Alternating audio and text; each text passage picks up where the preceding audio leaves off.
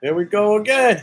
May 12th, 2 days after my friend Ronald's birthday. Ronald, this is him.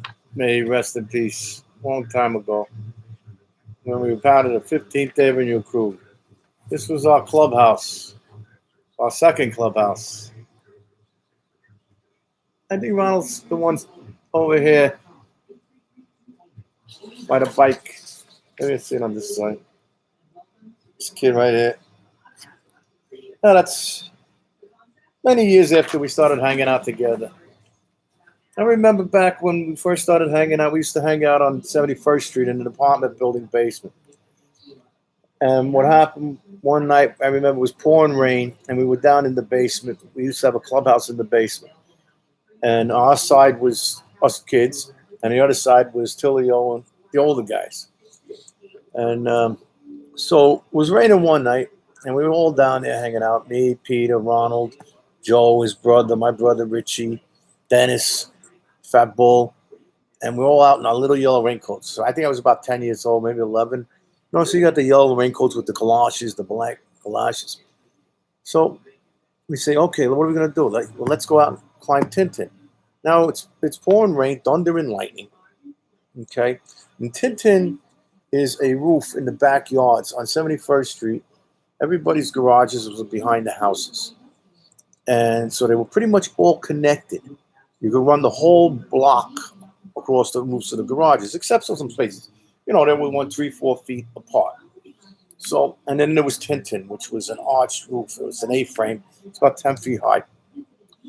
And they called it Tintin because it was tin. And then was one tall line going up where, the seam of it. And we used to have to run up that tall line and in order to get over. In the daytime when it's dry, it wasn't too bad. But now it's nighttime and it's raining. Okay? Pouring rain, lightning bolts. So Ronald goes first.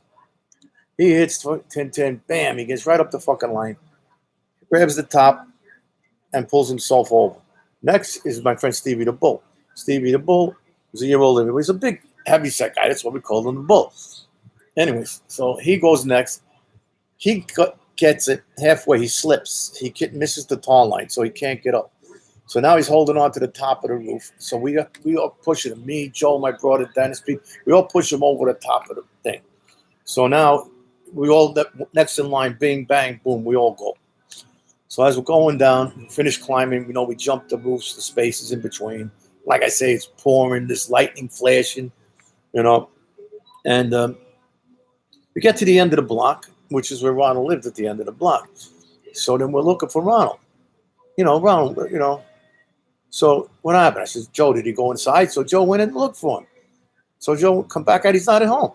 So he said, what the fuck? Maybe he fell down. Okay, and one of the things, maybe he slipped and fell. Now, Ronald used to wear glasses back then. He lost the glasses as he got older. So we tracked back, in our hoods and the raincoats, like I say, pouring rain. And all of a sudden, we're jumping at things. We see, Bill says, look, there's a hole in the roof. And the funniest thing you ever seen, funny now, is Ronald's glasses were dangling on a splinter, right? Waving back and forth with the rain hitting it, now lightning flashing. You could see the glasses when the lightning flashed. It reflected the lightning. And so we ran over to the hole. So Joe picked up the glasses. He looked down and Ronald was laying on the hood of the car. Oh, Ronald, what, you okay? He says, yeah, get my glasses. So all of a sudden we hear a noise. The guy's coming out of the house. Ronald, the guy's coming out of the house. So Ronald gets off, he throws the wood on the floor. He gets off and he goes to wait by the door, right? So now the guy opens up the door, to the garage, looks up and he sees the hole, and all our heads like creeping down the hole. And he yells, "You little motherfucker!" And Ronald runs right past him. When he looks up, he starts to curse at us. The guy, "You little motherfucker, gonna kill you!" And he runs right past, and he goes, "You fucks!" So we all took off. We ran back to our clubhouse. So in the meantime, down the block, 2 stories, 2 blocks down, is the Dutchman's Club, Villa 66. And as we're running back to, we hear bang, bang, bang. They ended up killing 2 guys at the same time that were coming out of the restaurant. So, the next day we went and we checked the bullet holes that were in the wall, and they're still there. So anyways, that's what it was like in the neighborhood. I was growing up in Brooklyn. That's it's once upon a time in Brooklyn. But the only thing, as I look back, Ronald, may rest in peace. It's been dead quite a few years. He, you know, that time we found him, when he got lost. The last time we lost him, we went missing. Is when Stevie the Bum took him out of the Green Lantern one night. I remember me and Vinny had left, and he was there with a few guys. Ronald had gotten into some trouble with crew, and so whatever happened, whatever happened happened. What happened was Stevie the Bum took him to these guys that were looking for him. Told him, "Hey, Ronald, come on, you're drunk. Let's go get a cup of coffee." And the next day, my brother come in. It was my brother's Richie's birthday. That's I'll never forget it. He's come in and he says to me, he says, "Do you know where Ronald is? Did you see Ronald?" And my stomach just dropped. I knew he was dead when my brother said that. He didn't come home last night. And sure enough, found out my other friend, little Georgie, who was visiting my friend Reynolds. They were hanging at his house. And he came out of the house, and what they did is they dumped Ronald's body out on the street. It had been snowing, so they threw his body out into the slush, into the curb. They sliced his stomach open, and then they shot him in the head to make an example out of him. And then they tossed him out into the street. So it was really kind of messed up. And, Ronald, me and Ronald were best friends since I was 5, because him and me used to partner against his brother Joe and my older brother Richie. Joe and Richie went to school together, kindergarten together. They were the same age. Ronald was older, I was younger. So whenever we did things together, we always paired up so it would be even.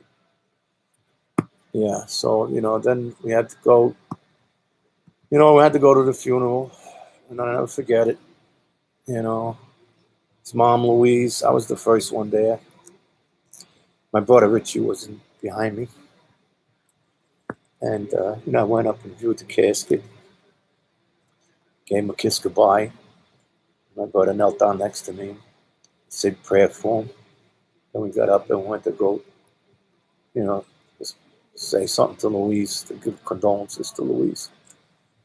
And so when I was the first one up, it was about maybe 200, 300 people there. And she grabbed me and she started crying. She said, "Bobby, why'd they do this to my baby? Why'd they have to kill him? Couldn't they just beat him up? Why'd they have to kill him?" And, I couldn't say anything. My brother Richie behind me says, "Louise, don't worry, we'll find out, we'll take care of it." And they ended up taking care of it in a sort of way, in a way. I mean, other people did, not my brother wasn't involved in that, but we found out who was involved in it. Because right then and there, too, at that night afterwards, we went to the Green Lantern, which was right across the street from the funeral home. Matter of fact, Lou Ferrigno used to work in that funeral home. That's why I met him when he was younger. And, I went over to my friend James, one of the older guys. And I says, because I talked to Jamesy before, I said, "James, they didn't want to, kill Ronald." He says, "They're just going to give him a beat." So then I says, I went over and I had an attitude, which I guess maybe I shouldn't have. And said, "Listen, that was some beating that they threw Ronald, So he grabbed me right away, pulled me to the side. He said, he says, "Let me tell you something." He says, Ronald was in a lot of trouble. Ronald was a troublemaker." I says, "Yeah, I know." He says, "You know what happens?" He says, "If it was you, Bob, I could have stopped it, But the thing is this, if I could have stopped it for Ronald too, probably.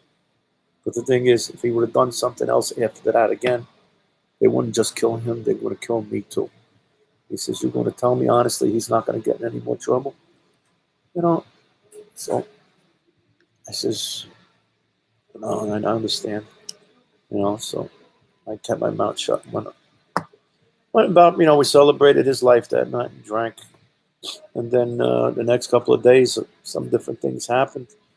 I guess found out who was involved in it, just a few names, but they knew that Stevie the Bum took him for coffee. So somebody went and grabbed him.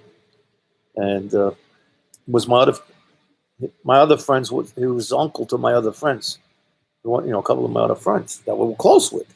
So, it's all family. So they said what happened was a couple guys came to the house on a Sunday when they were eating dinner in the middle of the afternoon times, 3 o'clock. And he went to all answer the door because he knew who they were. That was the last time anybody seen him. So I found out what had happened. Come through the, you find out through the neighborhood what happened. Is they grabbed him, and Louise had made a special request to find out who killed Ronald. They wanted to find out who killed Ronald. And she said, so they had Stevie the Bum, and they had him for 3 days, I guess, and they would torture him to find out who actually was the one who killed Ronald and everybody that was involved with it. And we do know that they found Stevie the Bum a week later in the trunk of his car, wrapped in cellophane, dead. And Louise had made a special request. She says, I wanted to find the guy, and I want his balls cut off and stuffed in his mouth. And that's how they found him. The next 2 weeks, 3 other people that were involved in it got killed. But, like the old saying is, you can't bring back the dead, you can only kill the living. So we miss Ronald, still to this day. That's why 2 days ago was his birthday, May 10th. My great nephew was born yesterday, Chase Joseph. My sister Vicky was born today. All right. Till next time, we'll talk some more about another story. We got tons of stories. 300 guys. I'll pick a name, we'll tell a story. All right. Take care for now.